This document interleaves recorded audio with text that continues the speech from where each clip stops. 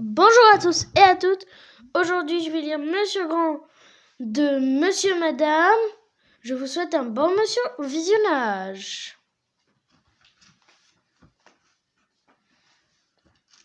Monsieur Grand était vraiment très grand. Jamais on n'a vu quelqu'un de plus grand que Monsieur Grand. Et même jamais on a vu quelqu'un d'aussi grand que Monsieur Grand. Tu connais quelqu'un qui a des jambes aussi longues que celles de Monsieur Grand ? En vérité, Monsieur Grand était tellement grand que ça lui compliquait la vie, comme tu peux te rendre compte. Et il soupirait tristement. Ah, si seulement mes jambes n'étaient pas aussi longues. Un jour, il décida d'aller faire une promenade pour se changer les idées. Juste au moment où il enjambait un arbre, il entendit une voix, une toute petite voix. Bonjour! C'était Monsieur Petit. Il était sous une marguerite, et Monsieur Grand ne le voyait pas. Alors Monsieur Petit cria de toutes ses petites forces. Bonjour! Mais quand Monsieur Petit criait de toutes ses petites forces, il ne faisait pas plus de bruit qu'une mouche qui éternue. Au bout d'un certain temps, Monsieur Grand finit tout de même par l'apercevoir.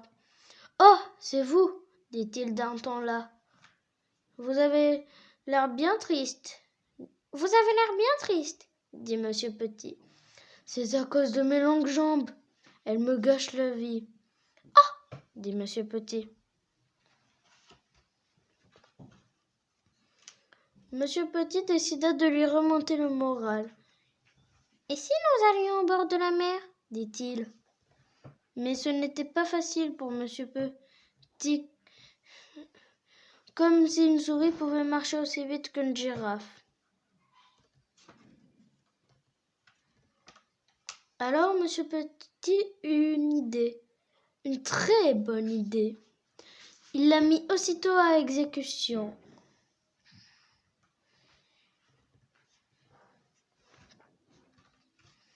Avec ses longues jambes, Monsieur Grand arriva très vite au bord de la mer. « Allons, nos béliers !»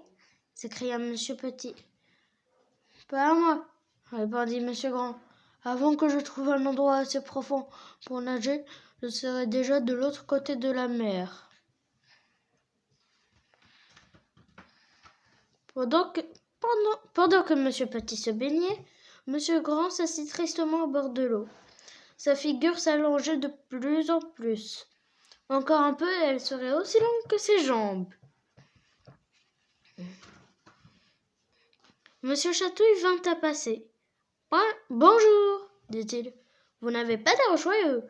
Voulez-vous que je vous chatouille ? » Non, merci, répondit Monsieur Grand. Ce que je voudrais, c'est d'autres jambes. Les miennes sont trop longues.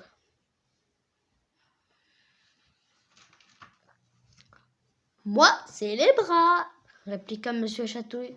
Il ajouta d'un ton malicieux. Mais ils sont bien commodes pour faire des chatouilles. Et il alla chatouiller quelqu'un d'autre.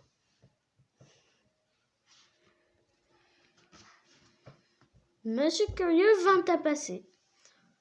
Allons, allons, dit-il. Qu'est-ce qui vous arrive ? Vous avez du chagrin ? C'est à cause de mes jambes, répondit Monsieur Grand. Elles sont trop longues.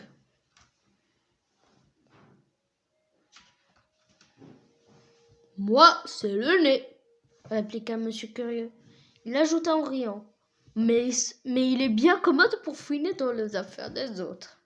Et il alla fourrer son nez ailleurs. Monsieur Glouton vint à passer. Bonjour, dit-il. Vous avez l'air bien malheureux. C'est à cause de mes jambes, expliqua Monsieur Grand. Elles sont trop longues. Moi, c'est les dents, répliqua Monsieur Glouton. Il ajouta. Mais elles sont bien commodes pour croquer, croquer et croquer encore. Et il alla chercher quelque chose à se mettre sous la dent.